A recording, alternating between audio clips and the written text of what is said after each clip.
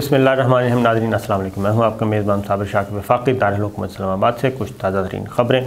और ख़बरों का ताल्लुक़ है रूस यूक्रेन की जंग से और इसके पाकिस्तान पर क्या असरात मुरतब हो सकते हैं, पाकिस्तान के लिए क्या मनफी असरात होंगे, इस पर भी बात करते हैं। तो सबसे पहले तो ज़रा सलामती कौंसिल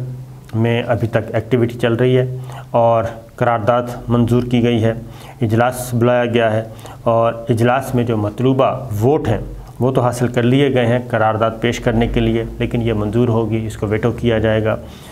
इस पे अभी बात होना बाकी है। लेकिन 11 वोट आए हैं सलामती कौंसिल में करारदाद पेश करने के लिए और मुखालफत में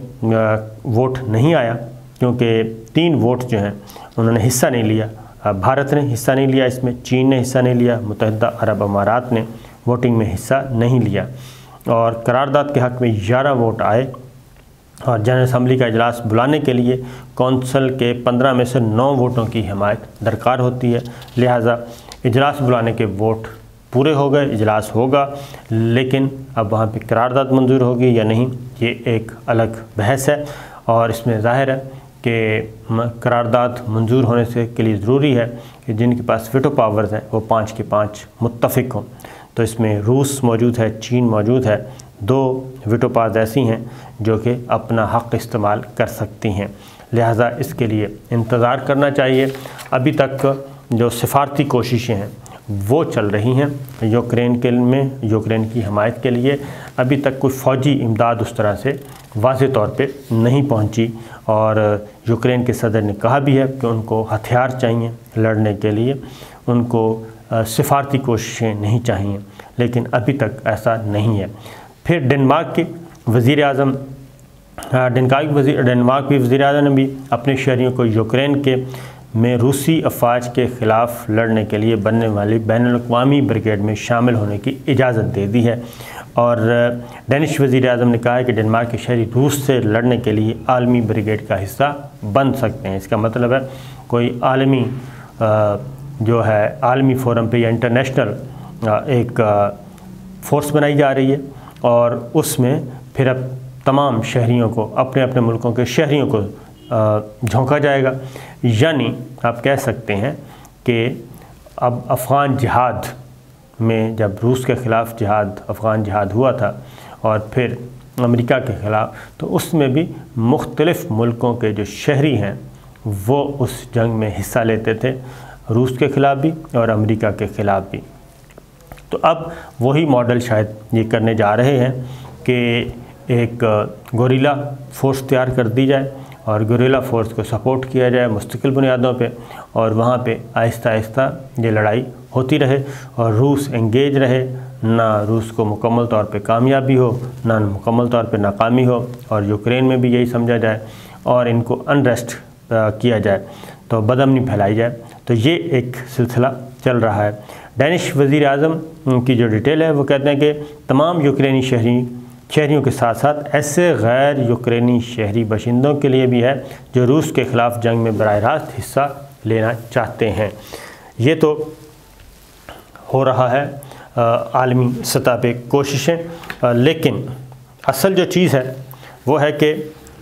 हमले बहुत हो रहे हैं और वहाँ पे नुकसान बेशुमार हो चुका है और 24 घंटे सुकून रहा, कई घंटे सुकून रहने के बाद फिर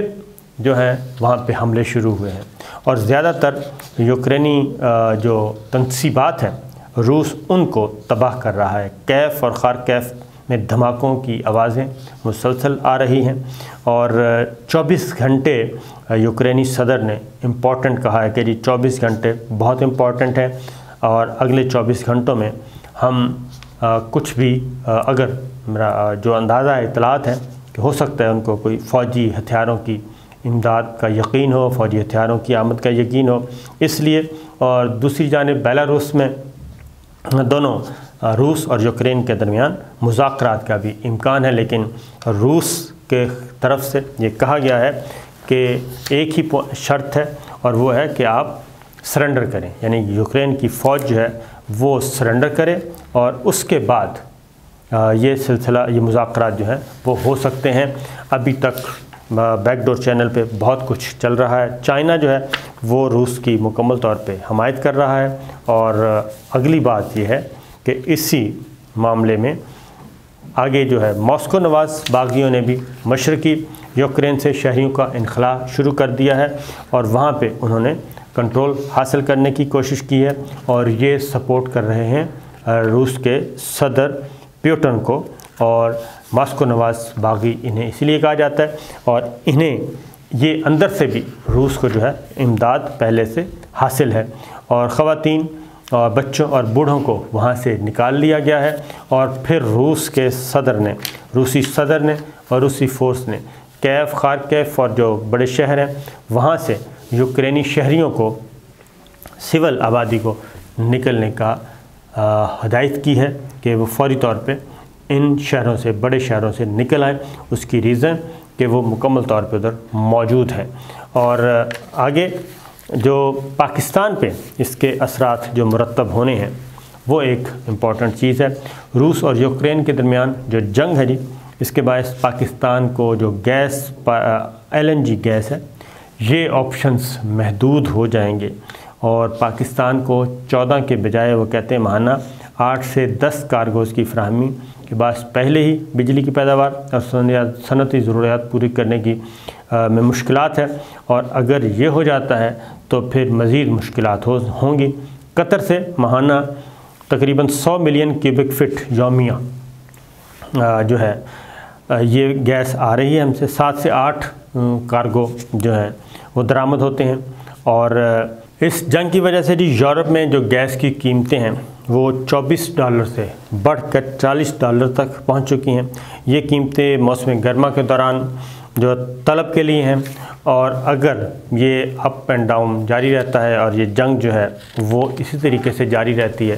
تو انرجی کرائسس جو ہے وہ پیدا ہوگا، اور اس میں پاکستان کو جو ہے ملکی ضروریات اپنی پوری کرنے کے لیے ماہانہ اضافی 5 سے 7 کارگوز کی ضرورت ہوتی ہے،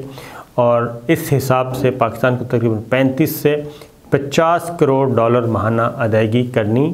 ہوگی۔ تو یہ پاکستان بھی اس سے انڈائریکٹلی متاثر ہوگا۔ اب آتے ہیں جی یوکرین میں موجود پاکستانی جو ہیں وہ کس حال میں ہیں۔ تقریباً 3000 طلبہ ہمارے موجود تھے یوکرین میں، اور اس میں سے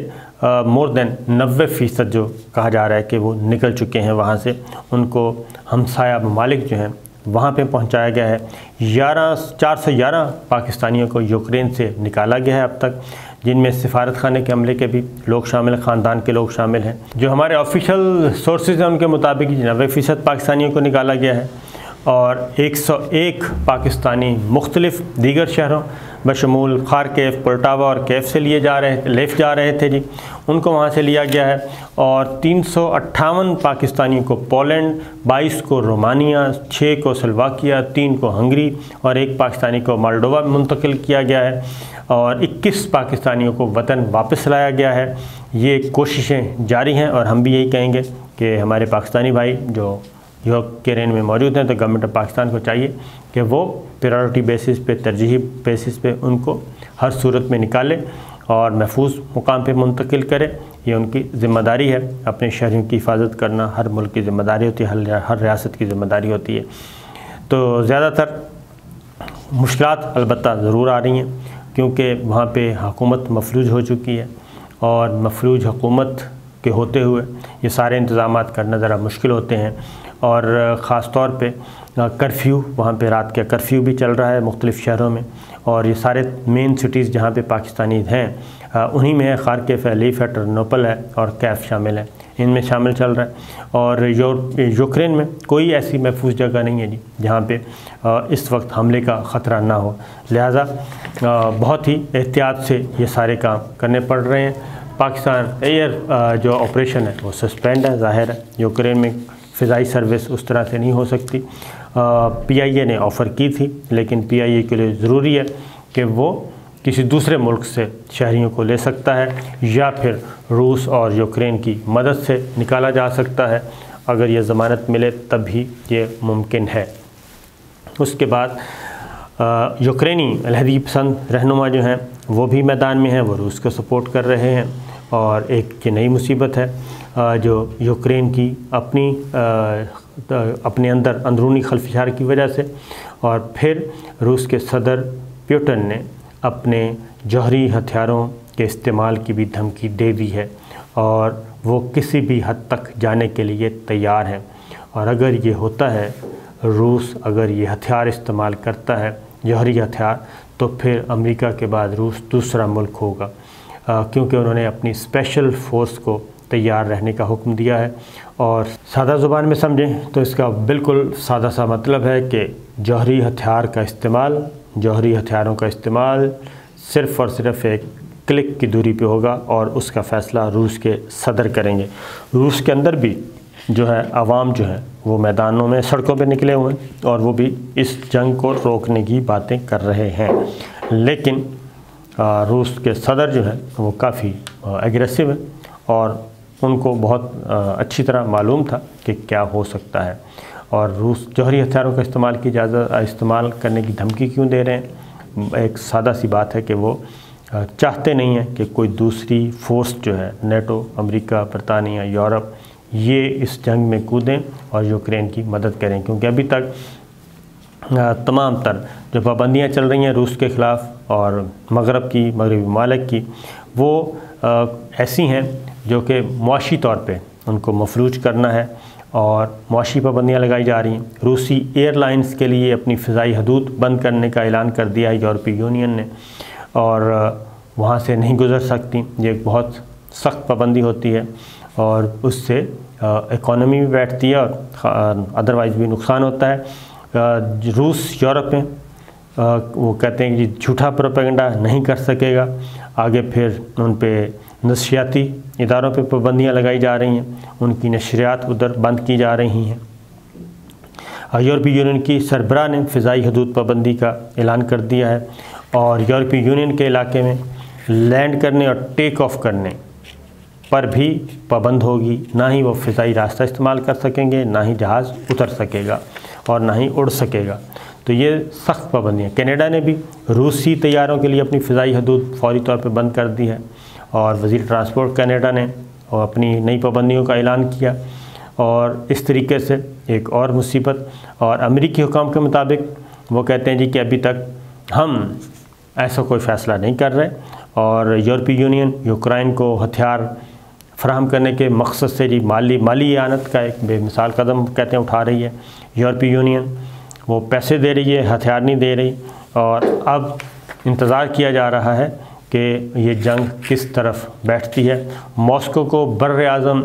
یورپ کی فضاؤں میں تقریباً مکمل ناکہ بندی کا سامنا کرنا پڑے گا جی۔ نئی جو پابندیاں لگی ہیں مکمل طور پہ بر اعظم یورپ جو ہے وہ مکمل طور پہ بند کر دیا گیا ہے، فضائی حدود استعمال نہیں ہو سکے گی، اور روسی کیریئر جو دیگر لائنز ہیں وہ بھی بند ہو سکیں گی، جبکہ G7 کی جانب سے روس کے خلاف مزید پابندیوں کا کہا گیا ہے۔ اور یہ 7 جو صنعتی ممالک ہیں، یہ Canada, France, Germany, Italy, Japan, برطانیہ اور امریکہ کے وزراء خارجہ نے اتفاق کیا ہے کہ یوکرین میں روس کے کسی بھی فوجی کامیابی کو بین الاقوامی سطح پہ تسلیم نہیں کیا جائے گا۔ اس کا مطلب ہے کہ فی الحال اس لڑائی میں کو دیکھ رہے ہیں سارے، اور اس میں حصہ لینے کا ارادہ نہیں ہے۔ اجازت دیجیے، اللہ حافظ۔